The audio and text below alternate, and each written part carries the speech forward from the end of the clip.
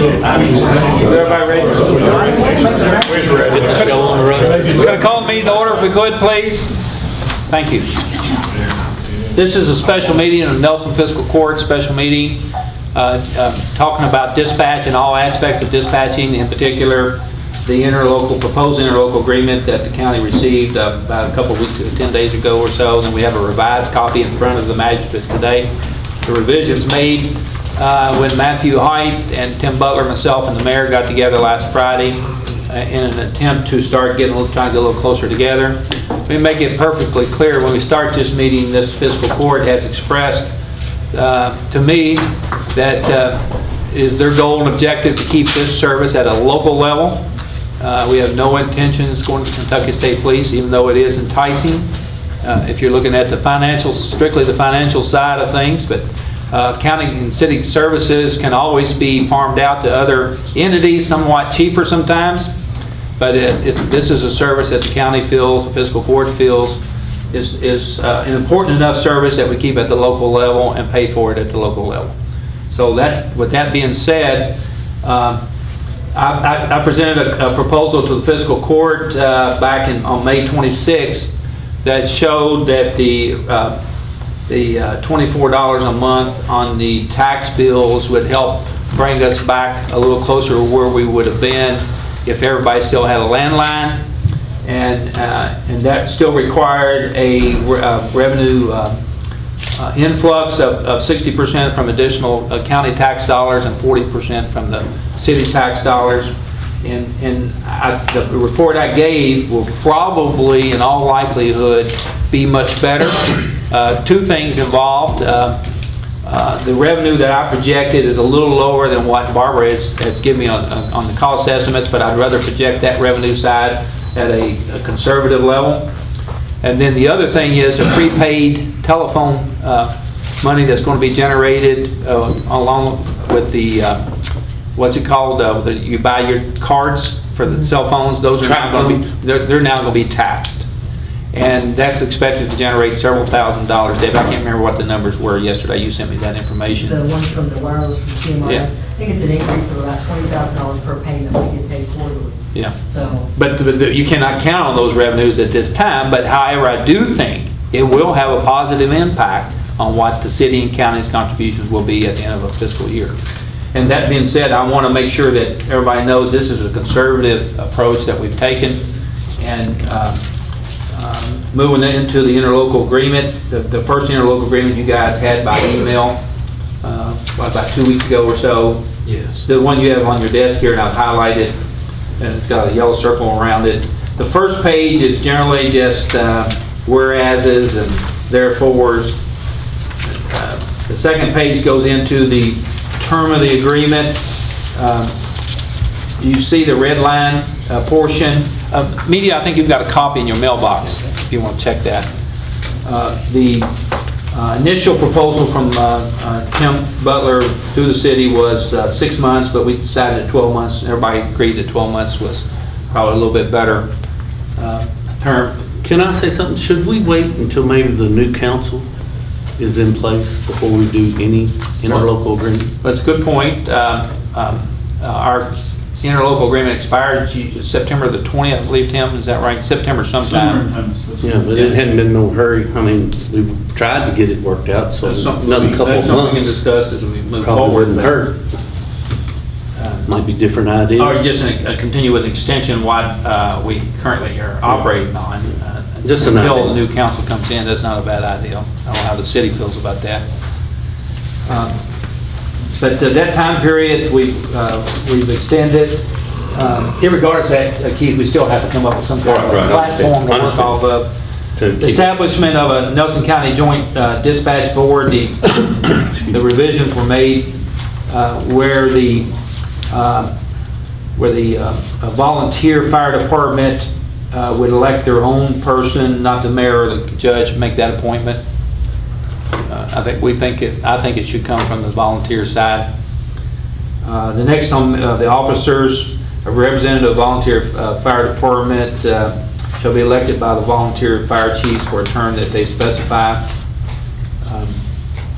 Most of this is self-explanatory. You want me to go through this? paragraph by paragraph. Is anybody going to be on the board that is not a policeman or a officer? If you do, you have to add police or fire. So yeah, actually add police, because 51% has to be law enforcement. Law enforcement. And that's just by an ordinance that No, can be that's by changed? the, KRS. I think if you'll go back to, I don't know if it's filled up. To maintain your NCIC link. Be able to- Right. One of those, third paragraph. Keep up with the CMRS No, money? keep up with the. Link ability to- NCIC. Yeah, your link NCIC. See right there, that paragraph there, that describes why, that third paragraph on the bottom. The key thing, let's go to the funding mechanism. The initial proposal from the city said $22,800, and then there was no, I don't believe there's anything in there for the 60-40 split. The cost not covered. But this is the estimated cost of $144,000. That's what I think is a working number. How did it come up to 22,000? Well, I'll let city Yeah, attorney. Tim Butler was kind enough to come to maybe answer questions like that, city attorney. I think he's, Keith, the 22,800 was the cost that it would be to go to the state police minus the fee revenue, the 911 fee. So it was like 157 minus 133, which was the estimate. So that would be the amount that would come out of the, if we went to the state police, that would be the amount that would come out of general fund. That's if provided that the credit was given for $24 on the city tax bills.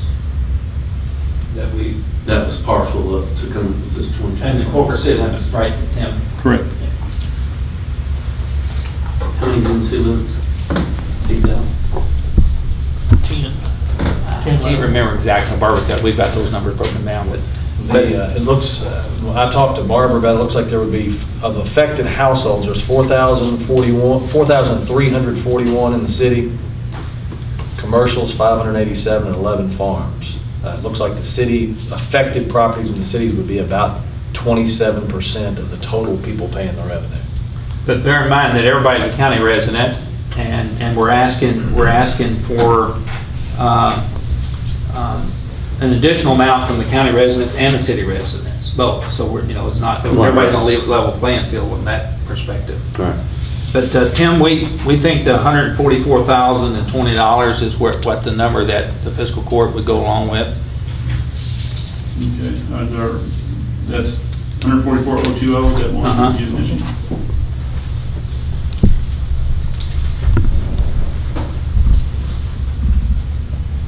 There still should be a clause in there if there's some unanticipated cost of operations. The fiscal court and the city still has to approve any additional cost. It's in there? It's in there. Yes, sir. Or to my satisfaction, it's in there. And the next paragraph on the budget process, the budget proposal will be referred to a committee consisting of 2 city council members and 2 fiscal court members to be appointed by each. The compromise budget acceptable to and approved by Nelson Fiscal Court and the Barstown City Council does not result, this interlocal agreement shall be terminated per the section of the agreement. For the notices where you have to give a 12-month notice. And just so that you're aware, I had written something alternative. You mentioned the 12-month notice.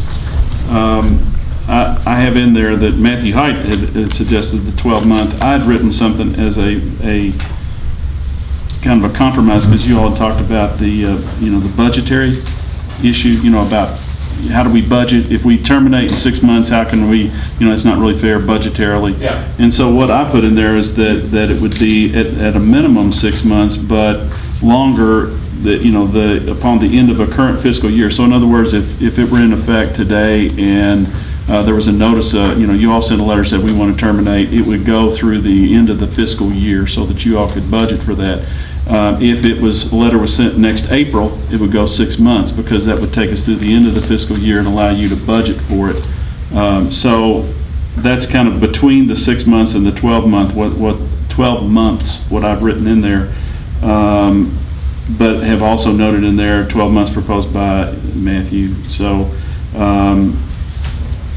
That's really, is your all's, both sides. I mean, I don't think there's any. Yeah, and my concern on the 12 months was I didn't want either side to be able to unplug dispatch It's 6 months. in 6 months, that's right. So I think what Tim has proposed makes sense, that, you know, if it's within the time period when the budget's being considered, it gives both parties time to be able to adjust. But if you were to leave it at 6 months, and then either the city or county said we want to unplug it as soon as the budget's passed, well, it's... Nobody you'll knows turn- where there's that. Yeah, you'll turn the lights off at dispatch, so you can't do that. So what you proposed, I think, is a reasonable compromise. Okay. You said on the budget you was gonna have 2 and 2? If a final budget does not result from the process of fiscal court and city council approving it, Then you'll have then we'll have 2 members. That's That's kind the of third option. third option. Yeah, the last option was that the mayor and the judge would get together. There was some concern that the mayor and judge couldn't get together on today as Wednesday. So we wrote in an additional fallback that it would go to a committee of city council members and fiscal court members to try to work something out. And I think that was your all's suggestion, and I just threw in makeup of that committee myself. Go to the next page, talks about at the top of the page, that's still part of what the previous page was dealing with. The bylaws shall be approved by the Nelson Fiscal Court and the City Council. After the dispatch board, we want to revisit our bylaws and come up with some, both governmental entities would have to approve those. Then the employees, I was thinking, this is reading a little bit differently. What I was thinking that we had talked about was that all the employees would have to reapply. Is that, Matthew, is that what we talked about? Well, that was the initial thing, but I think under the changes that Tim has proposed, that we're going to kind of reevaluate the position.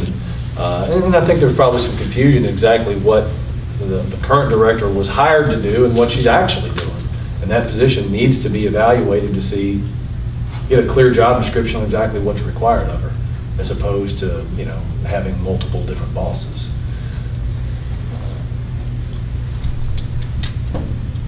It does not mean she'd have to resign and, okay. Correct, yeah, you just look at the, correct, yeah. At least that was my understanding, Tim. Was that yours as well? I mean, Well, the evaluation of the position is what we had discussed, and that's what I tried to Or write. maybe a little more descriptive job duties and responsibilities Yeah, and we were using the example of the planning commission, you know, the director's position there and the responsibilities. Trying to, you know, say, here's that person's responsibilities. And part of our discussion, you know, we were going through it, and I think there were some things that maybe the judge and Matthew didn't understand and we didn't understand. So it's evaluating the position and how it should be, you know, the responsibilities and all that kind of stuff. There's a sentence in there that says the same committee will be used to interview and make recommendations to the dispatch board concerning filling the position of dispatch director. Yeah, as needed. In other words, this is like a committee, if there's ever a vacancy in the position, that would be the committee that would do it. I think what my recollection is originally it was written that it would be, again, the mayor and the judge, and you said, well, let's leave it to the board. Well, this would involve the board plus some people. It was trying to keep. Is this board you're talking about going to be consistent of 60-42? Since the money's going to be that way? Well, it's the one that's on page, Well, the committee composed of 3 dispatch board members, the city police chief, the Nelson County sheriff, and the volunteer fire department representative, and the judge and the mayor. That spells the board out for review on that. Right, Tim? Yeah. It spells the committee out. Committee out. So, yeah. Yeah. Committee, that's why I meant. The committee to- Committee, not the board. Yeah, that's The why. dispatch board is on the second I used the page wrong where it says term. establishment of the dispatch board. A membership and officers, it's on the second page where it says membership and officers. The dispatch board is the 7 members that the judge had specified. The last page there Well, Judge, before we go on, the concern, because I talked to a couple of different board members that say, what, you know, tell me what we need to be looking at here. And one of the dispatch board members said that one of the concerns he has is that, you know, if you're approving everything from every employee that's going to be hired and every chair that's going to be bought and every pad of paper that you're going to buy, the board gets mired in these minutia that should be the decision of the director, whoever that person is. He said these meetings would go on for 3 and 4 hours over things that probably should have been the director's decision. So to the extent the board would hire, and I think Tim's position is, the way he envisions it is the director would actually be the one making, you know, interviewing and doing all the legwork and just making a recommendation to the board. But at the end of the day, the board's going to have to prove it to the extent they have to sit in on interviews and everything. That can be cumbersome. Oh, yeah, I mean, yeah. it can demand a lot from a board that. That nobody want to serve. Well, and it's let's face it, you know, the police chief, the sheriff, the fire chiefs, I mean, they've got a lot of Yeah, fish in the if they're fire not busy already. enough already, yeah. Right, you know, To devote their time to that. Yeah, and that's the reason we thought it might be good to reevaluate the director's position to make it clear that that person's the one who is. And some of that, you could probably, on other boards that serve on, you spell those responsibilities and roles out in the articles of incorporation of spending limits. And that's what, yeah, sort of like BIDC or Planning Commission, she's got limits. Kim's got a spending limit at the BIDC. Anything above that spending limit is not budgeted, has come to the board. So that would probably, but as far as the interview process goes, that could get a little Laborious, Yeah. yeah. You know, I would hope it would be perfunctory, and I think that's probably, Tim, what you're thinking as well. I mean, Yeah, well, you know, we've just recently gone through the process of hiring the fire chief, for example, and some of the police officers and things, and they have a committee, and they meet and they try to schedule the interviews for one morning, you know, there's 2 or 3, and so they try to make it as easy as possible. The intent here, though, was that rather than shift it all completely from 2 elected officials to a board, was to involve the board and the elected officials, so that there was some, you know, that this person represented not only just the board, but also the people that were funding the board. Is that going to compose of 60/40 also? that would be police chief, 2. It's 3 city officials, 3 city appointees and 4 county appointees. The way the board's made up. Yes. Yeah. But it wouldn't be 60/40. Right. What's the intent of, if there's a disagreement between the fiscal court and the city council, so it says with the approval of fiscal court and city council, whatever, say the city council approves of the director and the fiscal court disapproves, where do we go from there? And then that's where the committee would. Well, it's saying the budget committee, but in my mind, that's where this would be settled, would be by 2 members of the court, 2 members of the city council. Am I right on that? I'll ask you, Tim, on that one. Shouldn't it be 3 from the city and 2, 3 from the county, 2 from the city? Since we're putting up 60%. I would Well, think there you'd want to even split, that way the argument can be made. I think that with the approval of, and I had scribbled in my notes, that with the approval of fiscal court and Bardstown City Council, in that first sentence was your all's suggestion. And I'm sorry, I'm a little. This is on the employees. The first, it says that with the exception of director who shall serve at the discretion of and instruct Nelson County Judge, Executive Mayor, Bardstown Joint Dispatch Board with the approval of Nelson Fiscal Court and Bardstown City Council. And I think that we struck that because y'all said, well, it should more properly be the elected bodies, and Yeah, we did say that. yeah.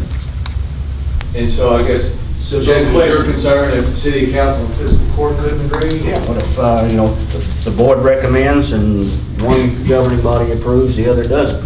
Yeah. Yeah. Yeah, we've never really had, on planning commission and on BIDC. And Kind of where we're at now. We've never had that problem, but I could see it being a problem right now with this board. Please? You've really never had that authority either. I mean. No, but we generally were involved and Yeah, you're agreed. involved. Yeah, and agreed, but to have a full legislative body agree to it, what? Yeah, I mean, if you want to, I don't think it's a big deal if the dispatch board, if you had it with the approval of the dispatch board, with this committee, which involves the people, I would hope that whoever, would be a consensus pick. But I understand the concern there. Yeah, I had more concern on it. I'd like to evaluate that a little bit better on that particular section here. That's not a deal where we've worked it out, I think. Yeah, well, like I said, I just added it in because that was your all suggestion, so. After you read it though, it's a little more concerning. Well, my concern is it's not an equal proportion of putting up the money. When you put up, if I'm in business and I put up $100,000 and you come in partners with me with $50,000, then you got equal concern. But when we're putting up $216,000 and the city's only putting up $144,000, I can't see giving them equal. But typically the board would be a 4-3 vote, county appointed. Well, like Jeff's question, suppose that does happen. I mean, it's kind of happening now. I mean, that's where we're at. That's I mean, why you're talking we're about the here hiring today. Yeah, process. this is just hiring. Just on the hiring process. Yeah, but I mean, it's a concern. Okay, I understand. By the way, We're just trying to come up with some type of compromise. If, That you give the city a little bit, we get a little bit when we made that and proposal. this happens a couple of times, then it automatically goes to the governing body to appoint. If you can't come up with that, that's the way it works for planning and zoning. Well, I mean, if this is the way it's going to work, then it probably ought to be addressed. I think it should be addressed in. What's that? Like if an appointee, just say for planning and zoning, if you appoint someone and we don't approve that appointment, after a number of days and a number of tries, then you actually make the appointment. But see, there are really no judges' appointments on this board. That's what I say, there Or needs mayor's to be, appointments. It's done by that point virtue needs of to be office. addressed, it's what I'm saying. It's by virtue of office. Yeah. So you really can't say the judge or the mayor is making those appointments. It's by virtue of who's in office at the time. Police chief, sheriff, et cetera. Okay. But we can bring in, I mean, there's some room for thinking about that. What else in the proposal? Since we did get a revised proposal, it is a little bit better than the initial proposal that was presented to them. When I called the special meeting, we were really far apart. But this is, Bobby, this is much closer. Is any other city council here tonight? Don, this is a little closer to what we talked about. I know your desire is to go to the Kentucky State Police. You've expressed that wholeheartedly. My concern with the state police is if all these counties start moving that way, they're gonna be inundated. They're not gonna be able to handle it. That's what concerns me with the state police side of it, is I don't think they're gonna be able to manage it themselves if everything moves in their back door, you know? Well, I heard a comment this morning, Hardin County's got 4 or 5 Kentucky State Police posts, 2 or 3, what's They it? got one state police One. post. One right. And they don't even use them. Yeah. So what's that kind of tell you? Yeah, they've got their own dispatch center. But the Elizabethtown does their own dispatching. And, they got about 4 dispatch centers, Radcliffe, I think, maybe. And, they're right there in Uniontown. That's true. That's true. So really, the money part, you guys would be good with, the city would agree to the 60-40 deal on whatever left. And these numbers are projected numbers, realizing that there may be some variables at the end of the year that could be positive. And the employee section needs to be revised somewhat to come up with some language to make it a little more palatable and fair to both sides. And put Jeff's concern in there. I think that's kind of Right. together. All right. Any other comments? I think it's a very workable solution. I want to thank Tim and Matthew for Doing a great job. trying to, Bobby, they did a good job Friday. You've been proud of both sides, keeping peace between John and myself. Just business. Just business. There's no personal feeling, no personal. There were several times during the meeting where Matthew and I were just talking to each other, and you all were going back and forth, and that was a little interesting. Now you digressed, or got sideways more about as much as any of us did. I don't recall that, Judge.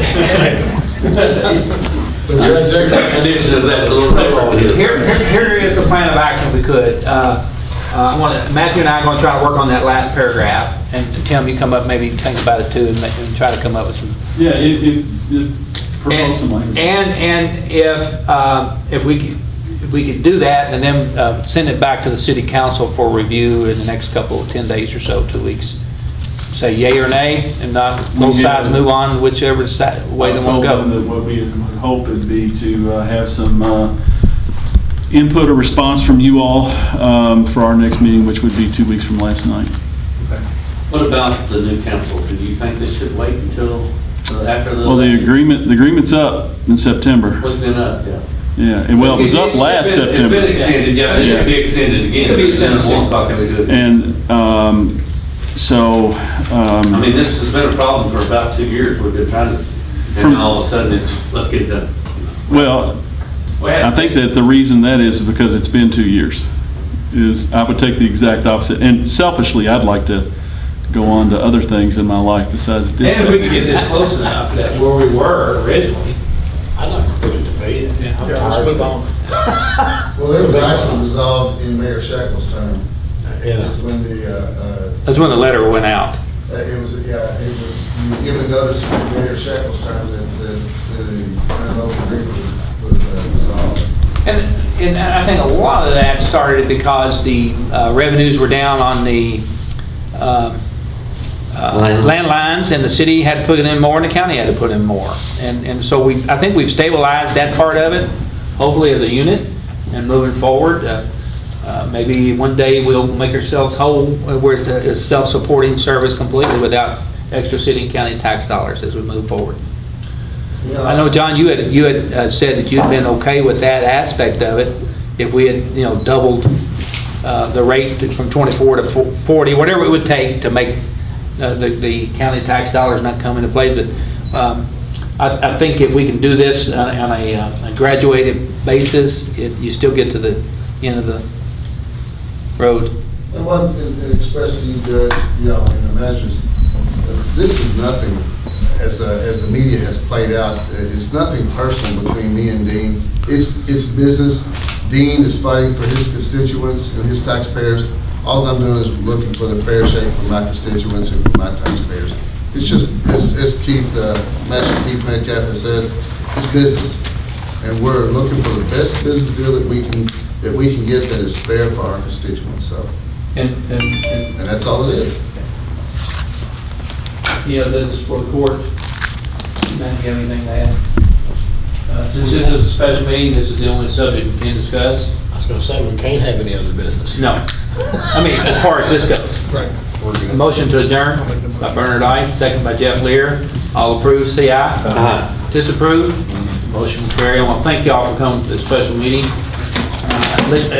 At least we were able to present you what we do. It's a big concern of ours. It was even bigger before you got this revision. Wasn't it, Matthew? Thanks, sir. Thank you, Tim. I think it'll be. For working that direction. We're doing good.